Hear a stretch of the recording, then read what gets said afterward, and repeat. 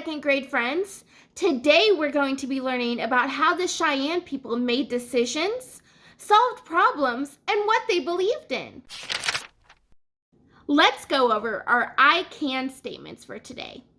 Our first I can statement is I can compare and contrast the values and how those values were created between the Cheyenne people and my own. The second I can statement is I can identify at least two values of the Cheyenne people. If you want to look at these I can statements again, just check them out in the description box down below. I want you to think about who makes the rules in your life.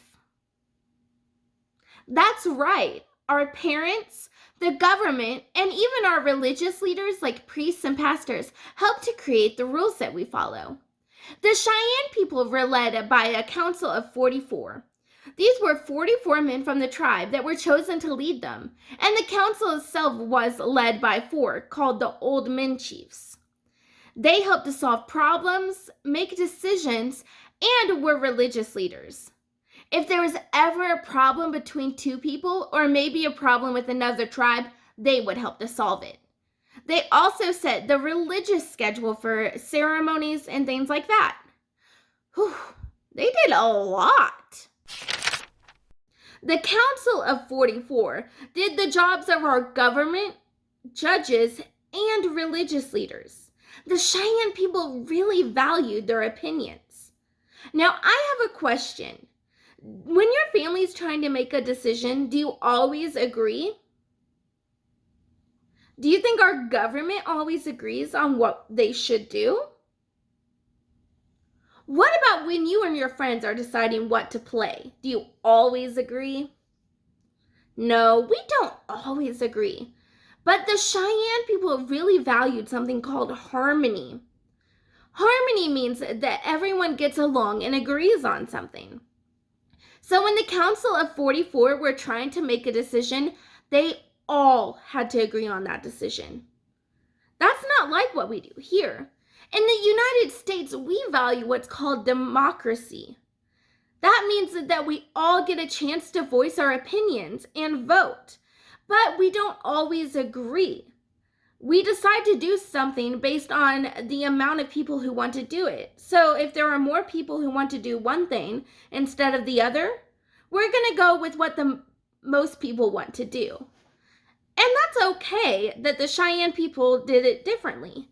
Their community just had different values than what ours does. The Cheyenne people really valued their religion, just like some of us do. Their religious schedule for ceremonies was set by the 4 old man chiefs, and those ceremonies were led by priests, shamans, and medicine men. Shamans and medicine men were leaders in the religious community. They were known as healers, religious leaders, and shamans were even known to communicate with spirits. At the ceremonies, the Cheyenne would perform specific dances to show that they were grateful for something or to ask for something. Do you remember a few weeks back when we talked about the traditions of the Cheyenne people? Do you think that those traditions were affected by their values? That's right. The Cheyenne people valued their religion, that those dances that they performed became a part of their traditions. Is there anything that you value that has turned into a tradition for you? Yes, maybe you celebrate specific religious holidays because of how you value your religion. Or maybe you do specific things on your birthday because there's something there that you value. I want you to get a piece of paper and split it in half hamburger style. On one side, I want you to draw some pictures of the things you value and where your rules come from. On the other side, I want you to draw the same thing but for the Cheyenne people. Whoa, those pictures look great. Now I'm going to show you a picture that I drew that may have some of the same things that you did. If you look on our side, you'll see that I drew a church, a government hall, and a voting ballot. On the Cheyenne side, I drew a ceremonial dance, the Council of 44, and the 4 old men chiefs. Now I want to do a little activity with these pictures. I want us to draw lines to connect what we drew on our side to what we drew on the Cheyenne people side. Let's start with the church.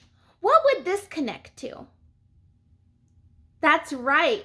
It connects to the ceremonial dance. What about the voting ballot? Where does it connect to? That's right. It connects to the Council of 44. Okay, what does our government hall connect to? Yes, it connects to the four old men chiefs. Even though these things connect, they're different because our societies are different than the society of the Cheyenne people of the past. And that's okay. We just value different things and have a different way of doing things. This semester has flown by, and while I'm absolutely heartbroken that we never got to meet in person, every week I was so excited to hear about what you were doing and your excitement for learning.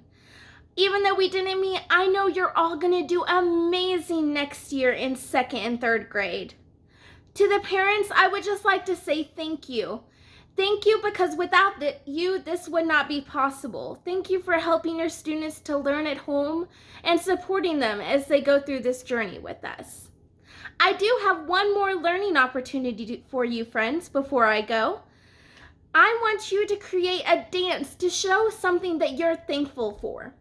When you create your dance, I want you to think about each movement you do and how it relates to what you're showing gratitude for. Do you think that the movements of the Cheyenne people's dances show something related to what they were dancing about? I would love to see the videos of you dancing and hear your answer to that question. I hope you all have an amazing rest of your semester. Happy learning, friends. Bye.